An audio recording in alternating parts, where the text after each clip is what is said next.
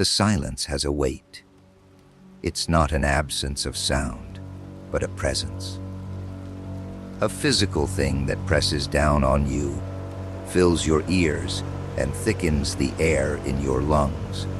It's been 87 days since the hush fell, 87 days since the world learned its one and only new rule. If you make a sound, you die. We don't know what they are. We call them the echoes, because the only thing you hear before they take you is the echo of your own fatal noise, followed by a wet, final thump. They are blind. We know that much. But their hearing is something divine or demonic. A pin drop in an empty warehouse is a dinner bell. A cough is a symphony. A scream is a feast. My name is Elias. I am 17. I remember concerts. I remember traffic and laughter and arguments shouted across a dinner table. Now, those memories feel like they belong to a different person.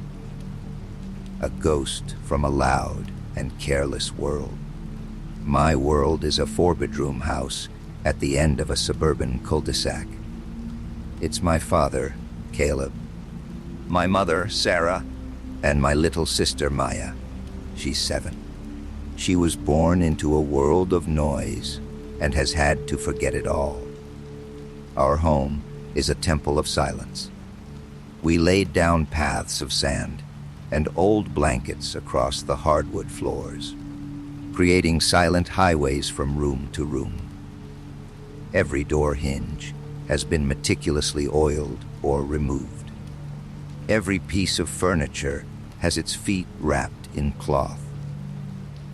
We communicate with a language of our own making, a hybrid of crude American Sign Language. We've learned from a dusty book and gestures we've invented ourselves. A tap on the heart means love or safe. A finger drawn across the throat is the universal sign for danger or them. A flat palm held up means stop. It's a language of urgency and economy. There are no words for poetry in our new world. For 87 days, this has been our reality. We survived on the canned goods in our pantry, the last vestiges of a life where you could simply go to the store. But the pantry is bare. This morning, my father opened the last can of peaches. He divided the 4 syrupy slices with the deliberate care of a bomb disposal expert. We ate them slowly, trying to memorize the taste, the ghost of sweetness on our tongues. When we were done, Caleb placed the empty can on the table, the small metallic clink making us all flinch, our eyes darting to the boarded-up windows. We waited. We held our breath, counting the seconds in our heads. 1, 2, 3, nothing. The silence held. Caleb looked at me, then at Sarah. His face, etched with lines that weren't there 3 months ago, was grim. He laid a worn map on the table, its creases as familiar as the lines on his own hands. He pointed to our location, a small circle he'd drawn in pencil.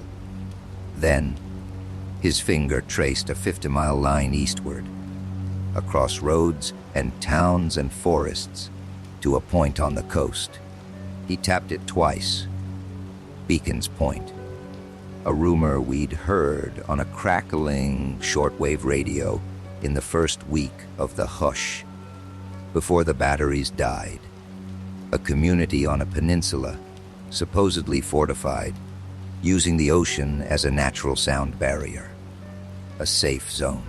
For weeks, it was a fantasy, a story we told ourselves. Now it was our only hope. My mother, Sarah, traced the line on the map with a trembling finger. Her hands, which once tended a garden bursting with color. were now calloused and pale. She looked at Maya, who was drawing on a dusty patch of floor with her finger, her small world contained and silent. Sarah's eyes asked the question none of us dared to sign. How can we take her? How can a 7-year-old walk 50 miles in perfect silence? A stumble, a dropped toy, a sudden cry of pain or frustration. Any of it would be the end. Caleb's hands were firm as he signed. We have no choice. Stay here, we starve. Go. We have a chance. He was right. The slow death of starvation or the swift one from the echoes. There was no third option.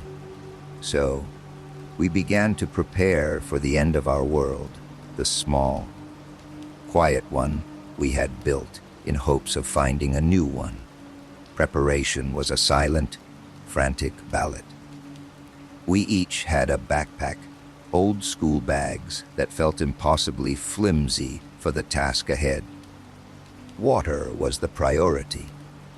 We filled every plastic bottle we had from the rain barrel in the backyard. The gurgle of the water, a terrifyingly loud sound in the stillness. We moved with an unnatural slowness, every action broken down into its quietest possible components.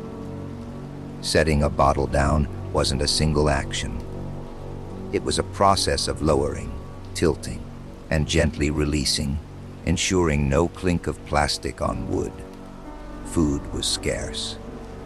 We gathered what remained, a handful of dried beans, a half-eaten bag of rice, 3 protein bars that were so stale they felt like bricks.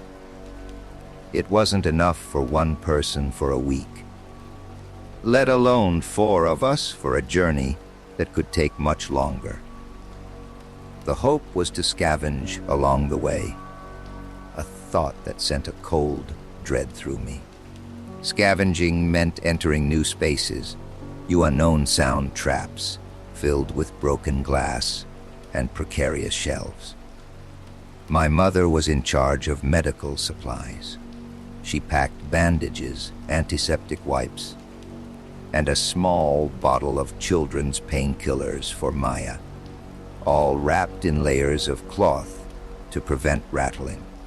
Her most precious item was a thick roll of gauze and a small, hand-sewn cloth mask for Maya.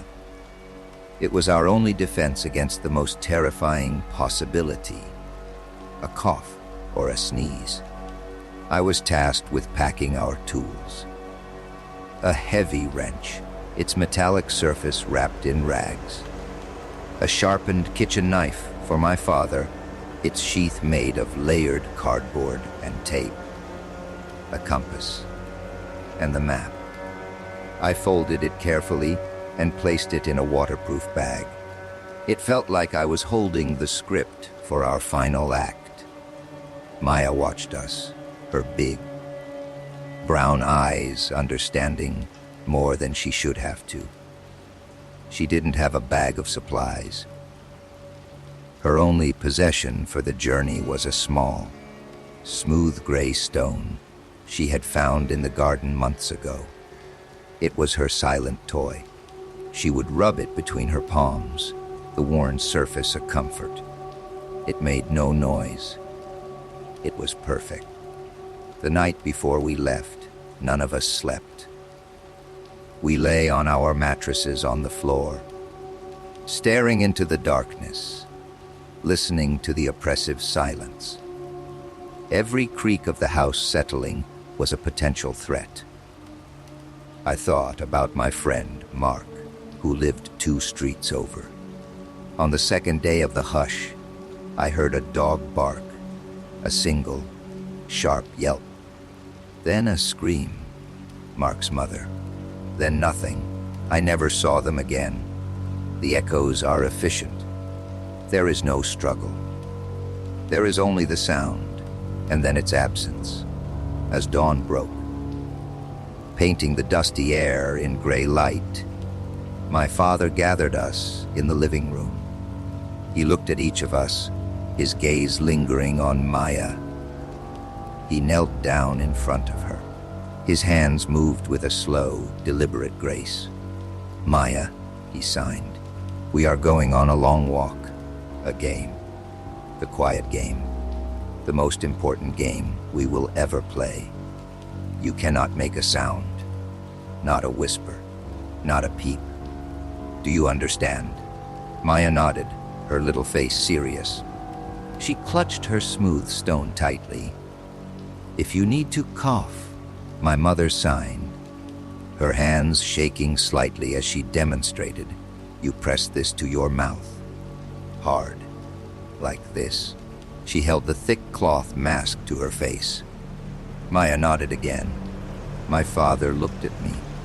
"Elias, you watch the back. I take the front. Your mother and Maya are in the middle. We move slow. We stop to listen. Always listen." I tapped my chest. "I understand." He stood up and walked to the back door, the one leading to the overgrown yard. He had worked on it for a week, disabling the latch, padding the frame. He pushed it open, and the door swung inward without a sound. For the first time in 87 days, the unfiltered air of the outside world filled our home. It smelled of damp earth, of decay, and of a terrifying, uncertain freedom. We shouldered our packs. The weight was both a burden and a comfort, a tangible sign that we were doing something, that we were fighting back against the silence. Caleb stepped out first, his worn boots making no sound on the soft grass. Sarah followed, holding Maya's hand in a grip that was probably too tight. I came last, pulling the door gently closed behind me, leaving the sanctuary that had become our prison. The sun was a weak, watery eye in the sky. The world outside was a strange, wild place. The neat lawns of our cul-de-sac were now knee-high fields of weeds.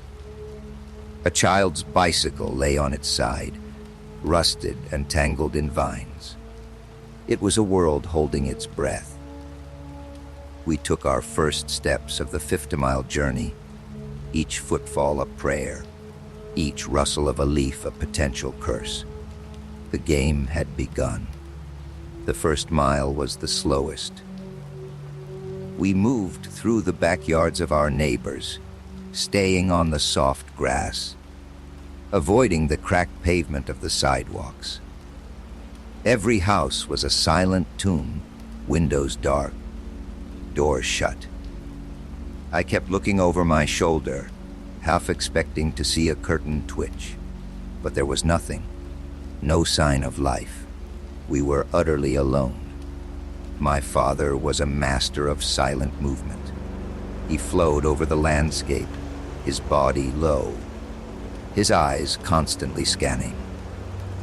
He would point out dangers with subtle gestures, a patch of dry leaves, a low-hanging branch that could snag a backpack, a piece of broken plastic hidden in the grass. He was teaching me, even now, how to read this new world. We reached the end of our street and had to cross the main road. The asphalt was a vast, open space, a killing floor. There was no cover. Caleb held up a hand. "Stop." We froze behind a large, overgrown hedge. He listened, his head tilted, for a full minute. Then he gave the signal a quick, downward chop of his hand. "Go." Now, we ran. It wasn't a sprint, but a controlled, gliding run. Our feet rolling from heel to toe to minimize the sound.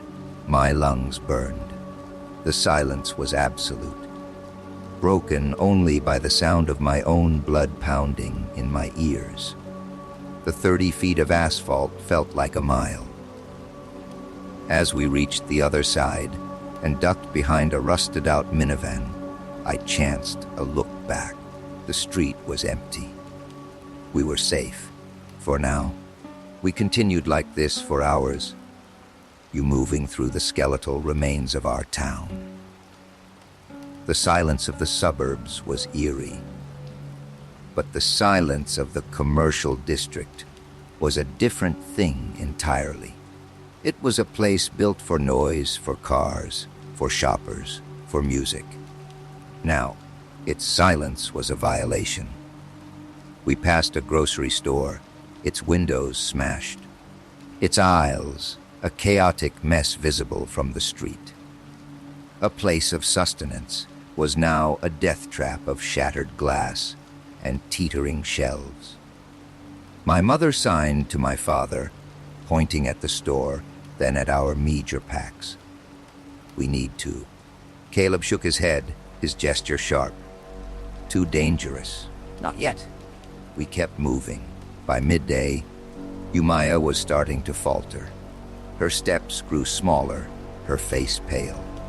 Sarah noticed immediately. She signaled a halt, and we found shelter in the shell of a burned-out bus. Inside, the seats were gone, the floor a mess of blackened metal and debris. But it offered cover. Sarah sat Maya down and gave her a small sip of water. She pulled out one of the 3 protein bars and broke off a tiny piece for each of us. It tasted like sweetened sawdust, but it was fuel. As we ate, I saw Maya's chest hitch, a small, almost imperceptible movement. My mother's hand shot out, pressing the cloth mask to Maya's face. Before any sound could escape, Maya's eyes went wide with fear above the cloth. Her body tensed as she fought the cough, swallowing it down. Tears welled up and rolled down her cheeks, but she made no sound. My mother held her, rocking her gently, her own face a mask of terror and love. My father and I stood guard, our bodies rigid, scanning the empty streets, listening. The moment passed. The silence remained unbroken. But the spell of our perfect control had been cracked. We were vulnerable. The journey had barely begun, and already we were fraying at the edges. We rested for 20 minutes, a lifetime in the open. As we prepared to leave, I noticed something on the ground outside the bus. Footprints. Not ours. They were fresh, heading in the same direction we were. I pointed them out to my father. He crouched, examining them. 2 sets of prints, large boots, moving with purpose. He looked at me, his expression unreadable. He signed others. Then he added, "Be ready." It was impossible to know if they were a good sign or a bad one. Were they fellow travelers to Beacon's Point? Or were they desperate, dangerous scavengers who had abandoned the rule of silence for a more brutal kind of survival? We had no way of knowing. We just knew we weren't alone anymore. And that knowledge was as heavy as the silence itself. We set off again, following the ghost trail of the strangers, the world feeling a little smaller, a little more crowded, and a great deal more dangerous. The ghost trail of the footprints led us out of the town and towards the woods that bordered it. The transition from asphalt to earth was a relief, but the forest presented its own orchestra of treacherous sounds. The soft soil muffled our footsteps, but the floor was a carpet of dead leaves and twigs that seemed to explode with sound at the slightest pressure. Our pace slowed to a crawl. Each step was a careful negotiation with the ground beneath us. My father moved like a creature of the woods, his weight shifting with an animal grace, finding the patches of moss and damp earth that would hold his silence. I tried to copy him, to place my feet in his exact footprints, but I was clumsy, a city boy playing at being a hunter. A twig snapped under my boot. The sound was like a gunshot in the stillness. We all froze. My heart hammered against my ribs, a drumbeat of pure panic. We stood like statues for what felt like an eternity, straining our ears, listening for the telltale rush of movement, the hiss of air that preceded an attack. The forest was silent, save for the gentle sigh of the wind in the pines. After a long minute, Caleb gave a slow, deliberate nod. We were clear, but my hands were shaking. A single, careless mistake. That's all it would take. The footprints we were following were reckless. The people who made them had crashed through the undergrowth, leaving a clear path of broken branches and crushed leaves. They were either desperate or foolish, or maybe they had found a way to survive the noise. The thought was both terrifying and tantalizing. After another hour, we found their camp. It was a small, hastily made clearing. A dead fire pit, the ashes cold. 2 empty cans of beans lay on their side. They had made a fire. They had opened cans. They were loud. How were they still alive? My father circled the campsite cautiously. He found something near the edge of the clearing and beckoned me over. It was a small, metallic device, a cylinder with a mesh grill on one end. I didn't recognize it. Caleb picked it up, his brow furrowed in concentration. He mimed holding it up and a sound coming out, then waved his hand in a wide circle. He then pointed to his ears and shook his head. A sound that deafened. No, that didn't make sense. He tried again. He pointed at the device, then made a sign for echo, then pushed his hands away, a gesture for go away, a repellent, a sonic device. It must emit a frequency that drove the creatures away. It was a piece of technology, of a logic, that we hadn't dared to even imagine. It was hope, but it was a loud hope. The people who had this could move freely. They could talk. They could live. And then we saw them. Through the trees, maybe 100 yards ahead, 2 figures were moving. They were large men, dressed in mismatched camouflage gear, carrying heavy packs and rifles. And they were talking. Their voices were low, a rumbling murmur that carried through the trees. A sound so alien and so shocking that I felt my knees go weak. They were breaking the rule. They were breaking it, and they were alive. My father immediately pulled us down behind a thicket of ferns. He held a finger to his lips, an unnecessary gesture. We were all paralyzed. We watched as the 2 men stopped to argue about something, their gestures angry. One of them shoved the other. The man who was pushed stumbled back, his boot catching on a root. He fell, his rifle clattering against a rock.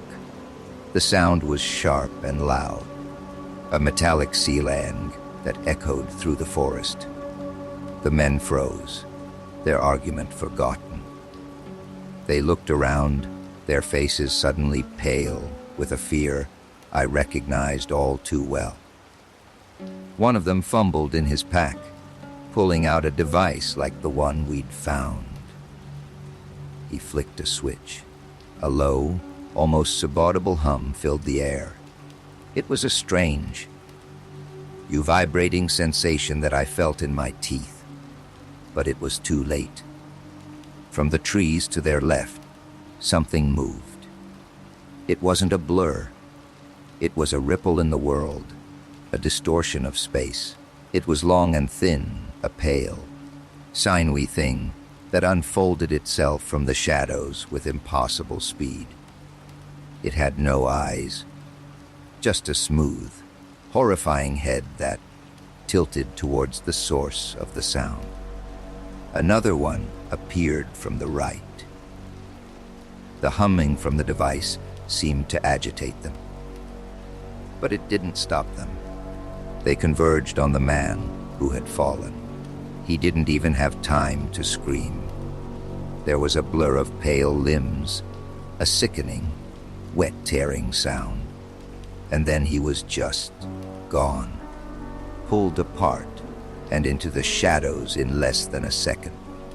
The other man stared in horror for a split second before turning to run. He was clumsy in his panic. Crashing through the brush, he tripped, letting out a sharp cry of pain. A third creature materialized directly in his path. The man raised his sonic device, but the creature was too fast. The hum was cut off abruptly. The silence that followed was heavier, more profound than anything I had ever experienced. We lay in the ferns, not daring to breathe. My father had his arm protectively over Maya, his other hand gripping my shoulder so tightly it hurt. My mother had her eyes squeezed shut, her face a deathly white. I had watched it all. I had seen them. I finally knew what the echoes looked like. And it was worse than anything I could have imagined.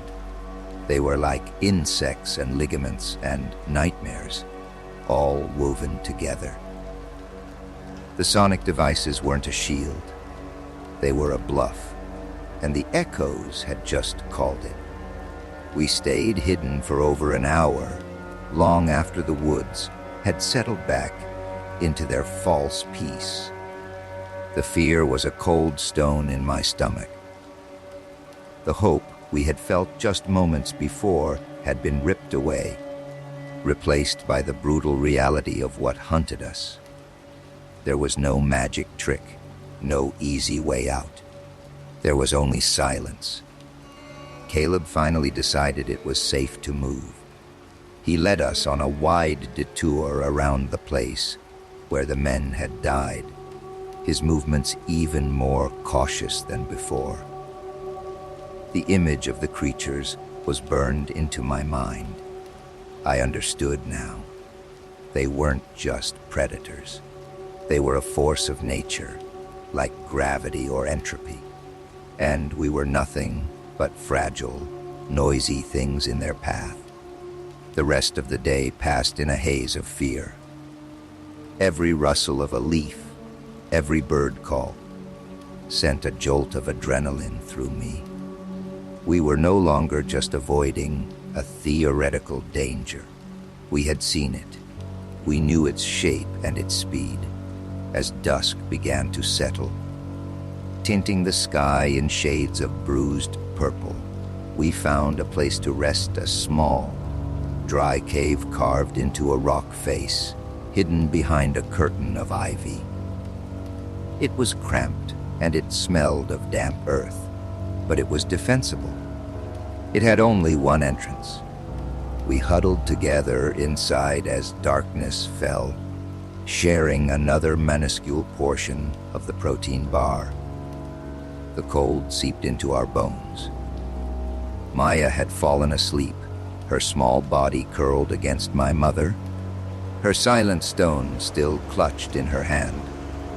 Sarah watched her, her love and her fear, so intertwined they were the same emotion. My father sat at the mouth of the cave, the sharpened kitchen knife in his hand, his silhouette a dark, watchful shape against the fading light. I moved to sit beside him. For a long time, we just stared out into the darkening woods. The silence of the night was different from the silence of the day. It was deeper, filled with the unseen movements of nocturnal animals, any one of which could make a fatal sound. Finally, my father turned to me. He didn't use our usual hurried signs. He signed slowly, his hands telling a story. "You saw them," he signed. "You know what they are now?"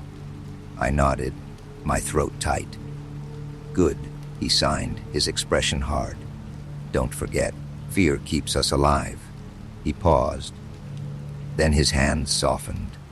"You were brave today. When the twig snapped, you did not panic. You controlled your fear. That is what it takes." Coming from my stoic, practical father. It was the highest praise I had ever received. It made me feel a warmth that had nothing to do with the temperature. "We will make it," he signed. Not as a question, but as a statement, a promise. He pointed east towards the unseen coast. Beacon's Point. "What if it's not there?" I signed back, giving voice to the doubt that had been gnawing at me. "What if it's just a story?" Caleb looked out at the impenetrable darkness. His hands rose again, and for a moment, I thought he was going to offer more words of reassurance. Instead, he simply tapped his heart, then pointed at me, at the sleeping forms of my mother and sister. "This is real. This is why we walk. The destination doesn't matter as much as the journey.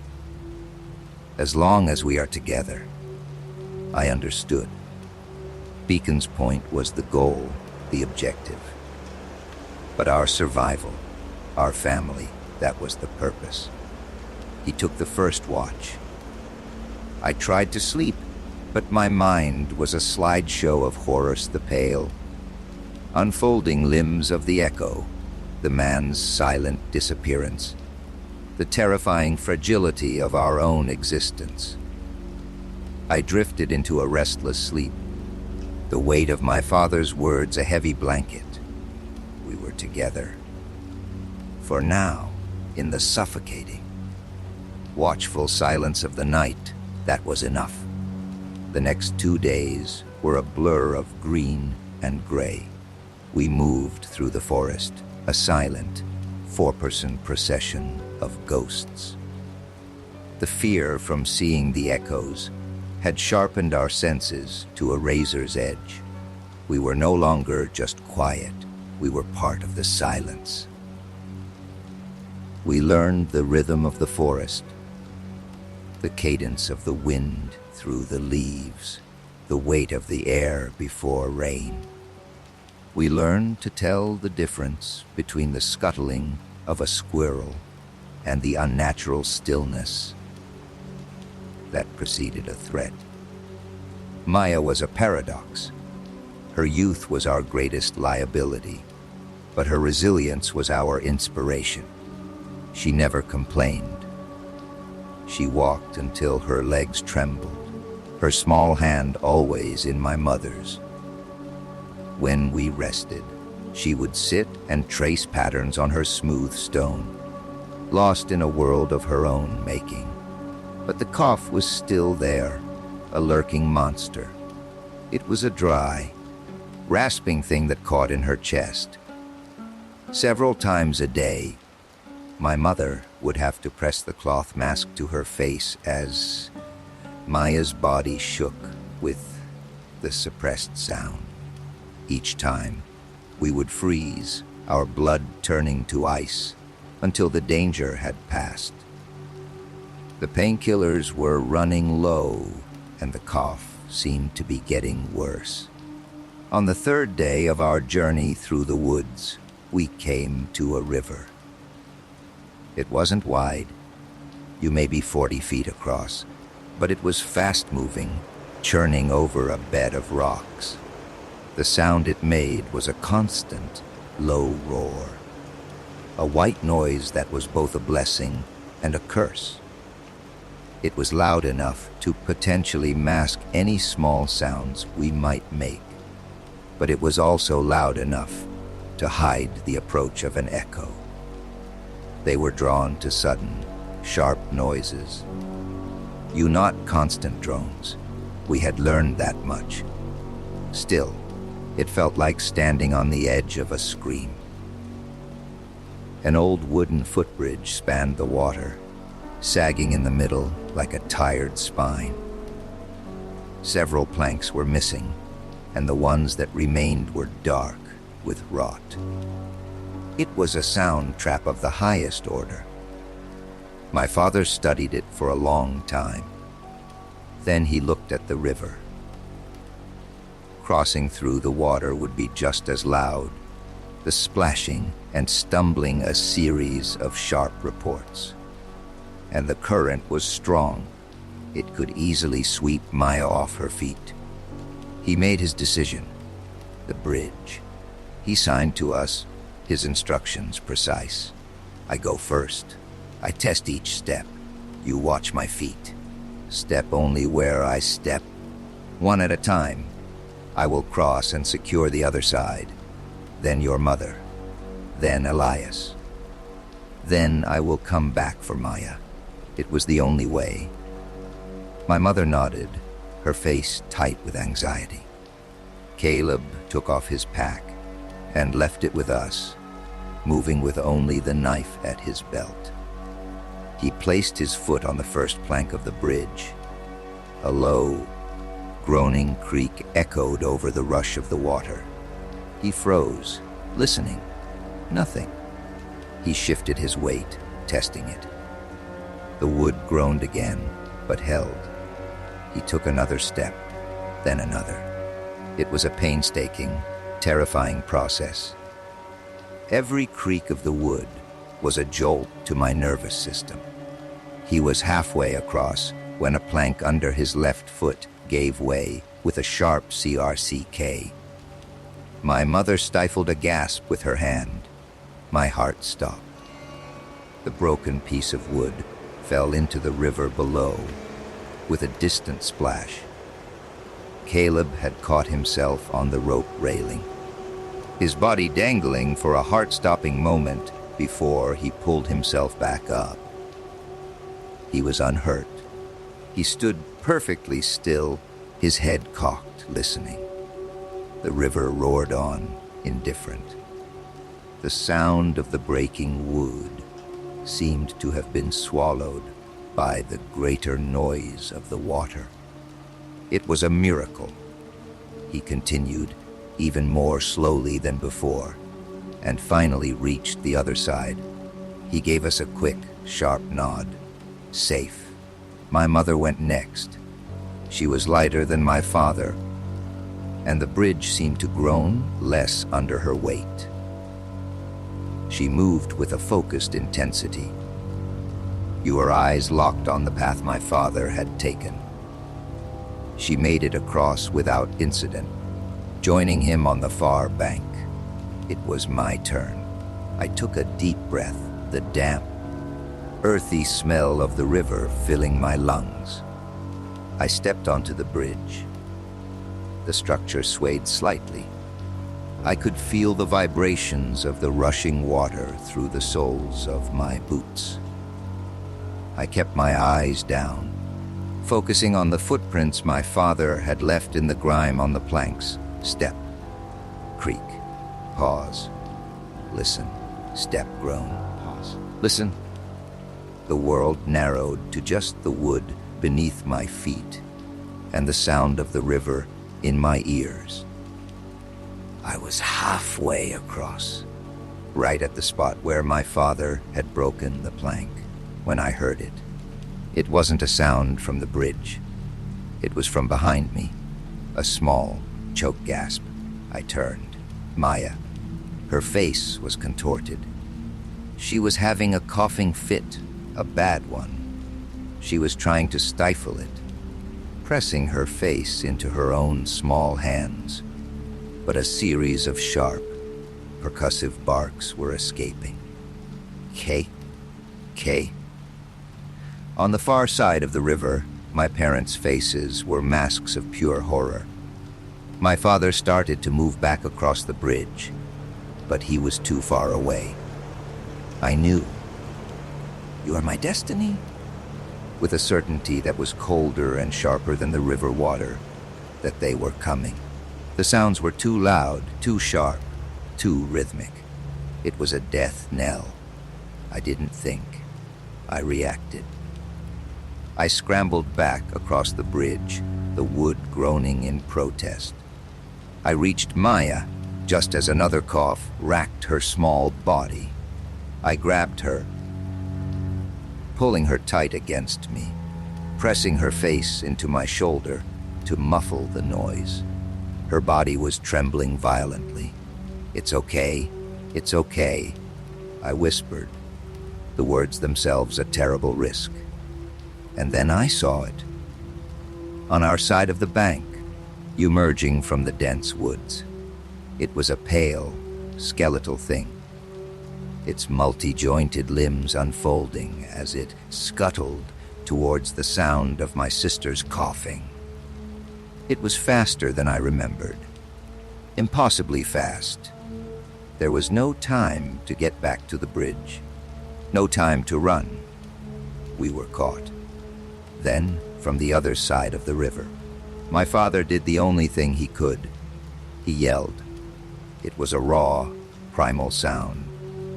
A wordless roar of fury and desperation that tore through the air. It was the first human voice I had heard at full volume in 3 months. And it was the most terrible and beautiful sound I had ever heard. It was the sound of sacrifice. The creature on our side of the bank froze. Its smooth head swiveled, its entire being instantly reorienting towards the new, louder sound. My father's yell. Across the river, I saw my mother try to pull him back, her face a silent scream of no, but he shook her off. "Elias!" he roared, his voice cracking. "GTR, truss!" "No!" Another echo appeared on his side of the river, and then a third. They were converging on him, drawn to the beacon of his voice. I didn't wait. I scooped Maya into my arms. She was terrifyingly light. I turned and ran back onto the bridge, my feet pounding on the rotten wood, not caring about the noise anymore. The bridge swayed and groaned. I could feel Maya's silent sobs against my chest. I risked a glance back. My father was standing his ground, the small kitchen knife looking like a toy in his hand. The echoes were almost on him. He looked across the river, his eyes finding mine. He wasn't looking at me with fear. It was with a fierce, burning love. He brought one hand to his chest, tapping it twice. Love. Safe. Then he turned to face them. I forced myself to look away, to focus on the bridge, on getting Maya to safety. I could hear my mother's frantic, silent gestures from the other side. "Hurry, hurry, hurry!" I reached the end of the bridge and stumbled onto the solid ground of the far bank, nearly collapsing. My mother grabbed us, pulling us away from the river's edge into the cover of the trees. I couldn't stop myself from looking back one last time. My father was gone. The creatures were gone. There was only the empty riverbank, the roaring water, and the oppressive, final silence. He had bought our lives with the only currency that mattered in this world, a sound. My mother pulled me into a fierce, desperate embrace, her body shaking with silent grief. She held me and Maya, the three of us a broken triangle. There were no tears we could shed, no cries of anguish we could release. Our grief was as silent and as total as the world around us. My father was an echo now, a memory, and the weight of his sacrifice settled onto my shoulders. He had signed to me, "Take them." Live. It was no longer a plan, it was a command. I was 17 years old, and my childhood had just ended on a lonely riverbank. The journey to Beacon's Point was no longer about hope. It was about honoring a debt that could never be repaid. The silence that followed my father's death was different. It was heavier, filled with the ghosts of the words we couldn't say, the grief we couldn't voice. My mother's face seemed to have aged a decade in a few minutes. Her movements were mechanical, her eyes hollowed out. But she didn't break. For Maya's sake, for my sake, she held herself together with a strength that seemed impossible. I felt numb. The shock was a cold armor around my heart. I was leading now. The map, the compass, the responsibility, they were all mine. I couldn't afford to feel. I had to be what my father had been, a protector. The thought was a crushing weight. We walked away from the river, deeper into the woods, putting as much distance as possible between us and that terrible place. I didn't look back. Maya was quiet, her small face buried in my mother's side. She knew what had happened. In our silent world, actions were the only language that mattered. And she had understood my father's final, roaring sentence perfectly. For the next 2 days, we were automatons. We walked, we rested, we ate our dwindling rations, we slept in short, fearful bursts. The forest began to thin, the trees giving way to scrubland and coastal marshes. A new smell filled the air, carried on the wind salt. We were getting closer. The smell of the ocean was the smell of hope, but it was tainted with the bitterness of our loss. Your landscape became more treacherous. We were out of the cover of the woods, exposed under the wide, empty sky. The ground was a mix of sandy soil and patches of tall, dry reeds that rustled with every gust of wind. The sound was a constant, nerve-wracking whisper. We moved through it, feeling like mice in a field of snakes. It was on the afternoon of the 5th day of our journey that my mother stumbled. Her ankle twisted on a loose rock hidden in the sand. She went down hard, her pack landing with a soft, dangerous thump. She didn't make a sound, but her face went white with pain, her jaw clenched. I rushed to her side. I helped her sit up. Her ankle was already beginning to swell. She tried to put weight on it and immediately winced, shaking her head. She couldn't walk. We were still miles from the coast, exposed and vulnerable, with my mother now immobile. Panic, cold and sharp, tried to claw its way up my throat. I pushed it down. What would he do? I asked myself. My father wouldn't panic. He would assess. He would make a plan. I scanned our surroundings. About a quarter-mile ahead, there was a small cluster of buildings, a derelict-looking motel just off an old coastal highway. It was a risk, a huge one.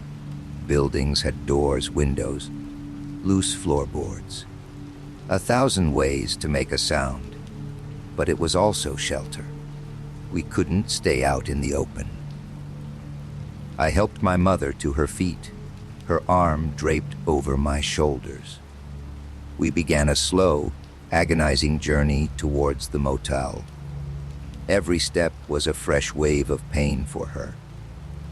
Maya walked beside us, her eyes wide with fear, holding my mother's other hand. It took us over an hour to cover the short distance. The motel was called the Sea Breeze Inn.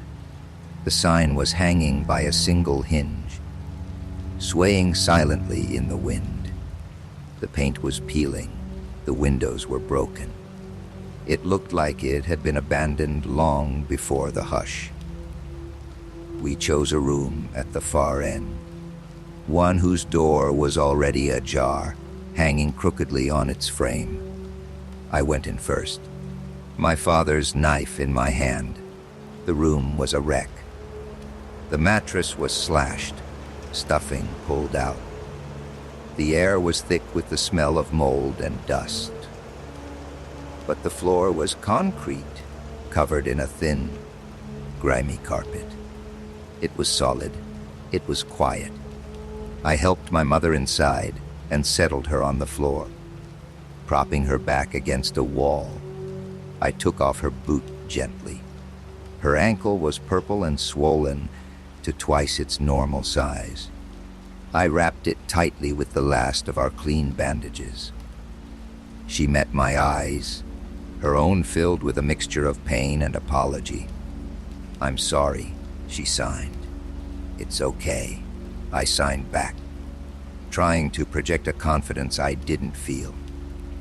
We rest here. We wait for the swelling to go down. We were trapped. The first day in the motel room was a tense, quiet hell. We rationed the last of our water and the final crumbs of the protein bar. Hunger was a dull, constant ache in my stomach. I explored the adjacent rooms, moving with the slowness of a snail. I found nothing. No food, no water, just more decay. The only thing of value I found was a thick, dusty blanket, which I brought back for my mother. By the second day, desperation was setting in. My mother's ankle was no better. Maya was listless, her cheeks hollow. We were running out of time. I knew what I had to do. About a mile down the highway, visible from the motel, was a small town. There had to be a store, a gas station, something. I had to go. I explained the plan to my mother. She protested, her hands flying. "No, too dangerous. Don't leave us. We have no food, no water." I signed, my gesture sharp, impatient. "If I don't go, we die here." The argument was silent but fierce. In the end, she knew I was right. She pulled me close, her hand on my cheek. "Be safe," she signed, her eyes pleading. "Come back." I promised I would.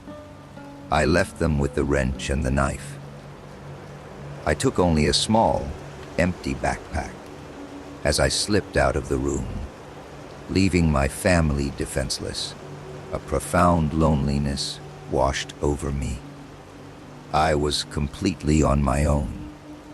The walk to the town was the most terrifying thing I had ever done.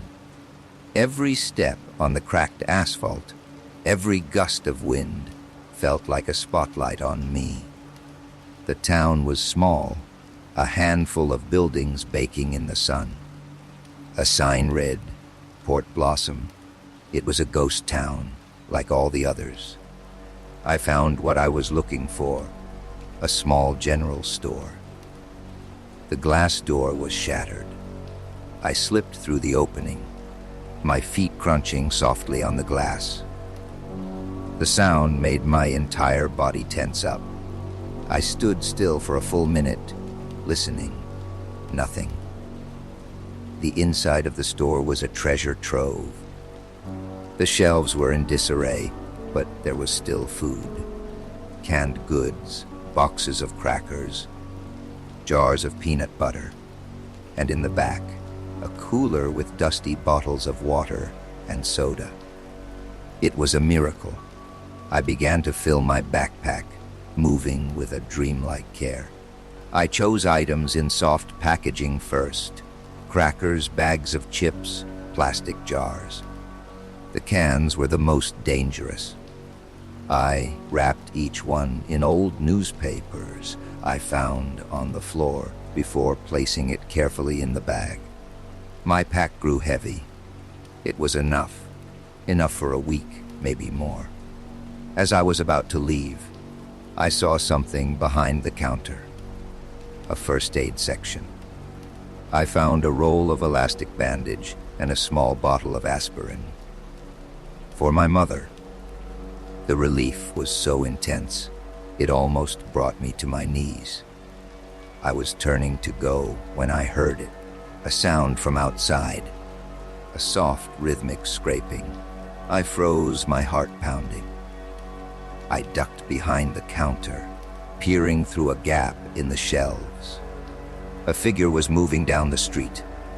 It was a person, an old man, thin and wary, pulling a small cart behind him.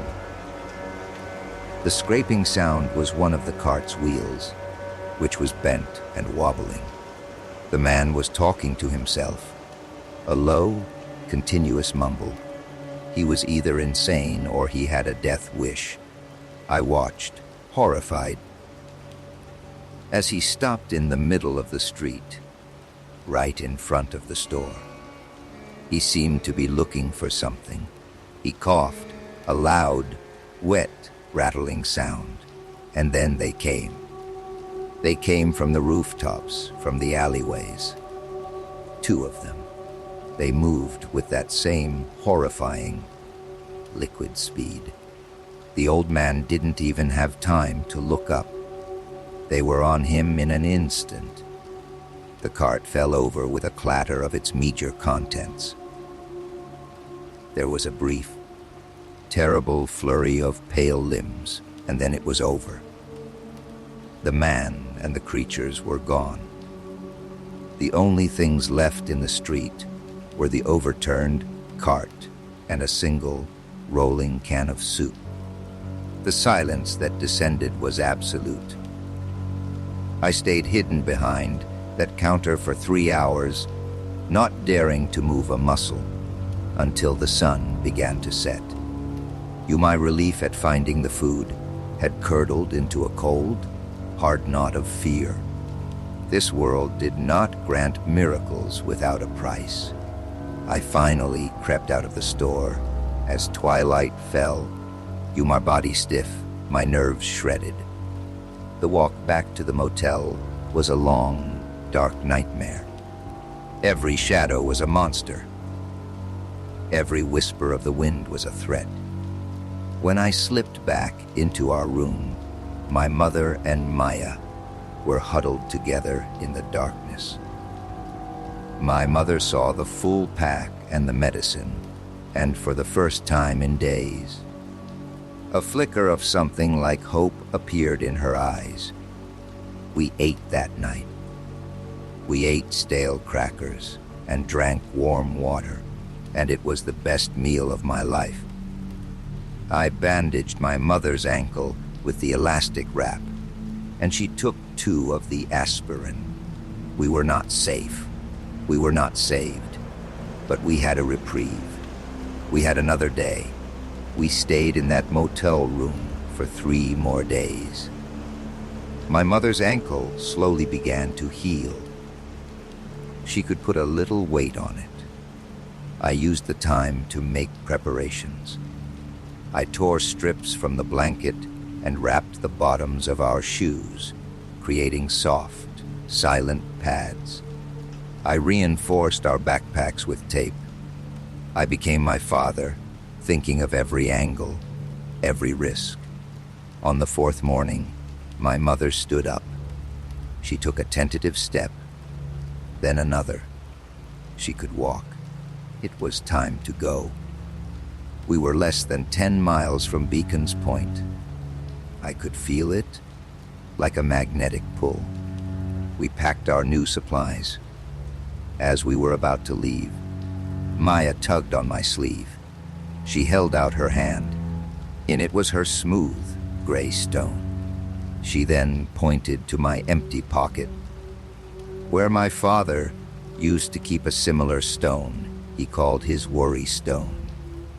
She was giving it to me. It was her most prized possession. I took the stone, its surface cool and comforting in my palm. I signed, "Thank you." She gave me a small, sad smile. We were all that was left of our family, and we would protect each other. We set out from the motel, the salt spray now a tangible mist in the air. The low roar of the ocean was a constant presence to our east. We followed the coastline, moving across sandy dunes and wide, empty beaches. The sound of the surf was our shield, a blanket of noise that could cover our mistakes. We finally saw it as the sun was beginning to set. A point of land jutting out into the sea, and on it, a tall, white lighthouse. Below it was a cluster of buildings, surrounded by a high wall made of driftwood, scrap metal, and overturned boats. A thin wisp of smoke rose from a chimney. It was real. Beacon's Point was real. A wave of emotion so powerful, it buckled my knees, washed over me. We had made it. All the miles, all the fear, the loss. It had led us here. My mother gripped my arm, her eyes shining with unshed tears. Even Maya seemed to understand. A look of awe on her face, but our journey wasn't over. To get to the gate, we had to cross the last half-mile of beach. And this stretch was different. It was covered in a thick layer of dried seaweed, shells, and driftwood. It was a natural minefield of sound. Every step would be a crunch, a crackle, a snap. We took a deep breath. We were so close. We started across, moving with an agonizing slowness, testing each footfall before committing our weight. The crunching of the shells under our padded shoes was terrifyingly loud. The surf helped, but it didn't hide everything. We were halfway there. Maybe 400 yards from the wall. I could see figures moving on top of it, watching us. And then Maya stumbled. She was tired. Her foot caught on a piece of tangled rope, half buried in the sand. She went down, her knee hitting a sharp piece of driftwood. The sound that came out of her was not a cough. It was a sharp, piercing cry of pain, a sound of pure, 7-year-old agony. The world stopped. The sound hung in the air, impossibly loud, cutting through the roar of the waves. My mother and I both lunged for her, clamping our hands over her mouth, but it was too late. The cry had been uttered. The bell had been rung. From the dunes we had just left, they came. Not one or two, 4 of them. They unfolded from the sand and shadows, a tide of pale. Skittering horrors, moving faster than anything I had ever seen. They were converging on us, on the source of the sound. On my sister. My mother pulled Maya behind her, shielding her with her own body. I stood in front of them both, my father's knife in my hand. It was useless. We had maybe 5 seconds left to live. This is it, I thought. After everything, this is how it ends. I looked at the gate of Beacon's Point, so close. Then, from the wall, something happened. A loud, metallic silaga rang out across the beach. It was a bell, a massive, deliberate, rhythmic sound. It was a challenge. The echoes stopped. Their smooth heads whipped around, swiveling towards the new, louder, more persistent sound coming from the wall. They were confused. They're simple. Predatory instinct torn between two targets. The bell kept ringing. Sea lienge. Sea lienge. It was a summons. The creatures made their choice. They abandoned us, the immediate but fading sound, and streamed towards the wall, towards the bell, the source of the sustained noise. A voice, amplified by a megaphone, but kept at a low, controlled volume, floated from the wall. Get to the gate. Now, move. I didn't need to be told twice. I grabbed Maya. My mother grabbed my arm, and we ran. We scrambled across the rest of the beach, the crunching shells and snapping driftwood forgotten. We ran for our lives, fueled by a final, desperate burst of adrenaline. As we reached the massive, cobbled-together gate, it swung open. Hands reached out, pulling us inside. The gate slammed shut behind us, the sound of a heavy bar locking into place echoing in the sudden enclosure. I collapsed to my knees, gasping for air, clutching Maya, who was sobbing silently into my chest. I could still hear the bell ringing outside, and now other sounds. A series of heavy, eurythmic thuds against the wall. The creatures were trying to get in. A woman with a kind, weathered face knelt in front of us. She held a finger to her lips, then pointed to a large, soundproofed building. She helped my mother up. A man gently took a trembling Maya from my arms. They led us away from the wall, into the heart of Beacon's Point. It was a community built on silence. People moved about with quiet purpose, their feet wrapped in cloth. They communicated with a refined, elegant sign language. There were gardens, workshops, living quarters, all organized around the central principle of quiet. The bell outside finally stopped. The thudding against the wall ceased. The woman led us into a medical clinic. A doctor, a quiet man with gentle hands, examined my mother's ankle and Maya's knee. He gave us food, a warm, tasteless, but nourishing stew, and water.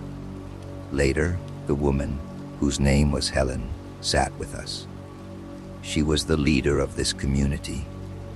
The bell is a lure, she explained in sign language. We call it the dinner bell. The wall is reinforced.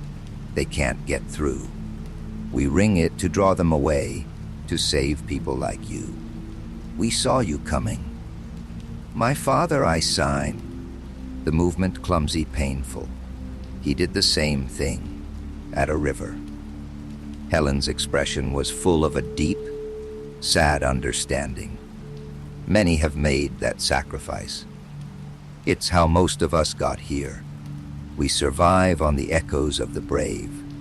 That night, they gave us a small, clean room.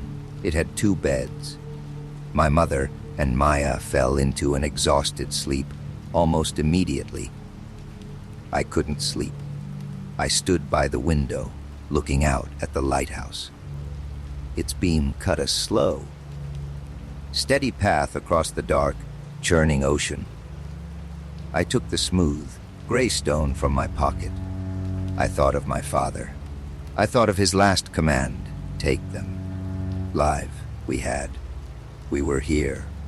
We were alive. The silence in this room was different from any I had known before.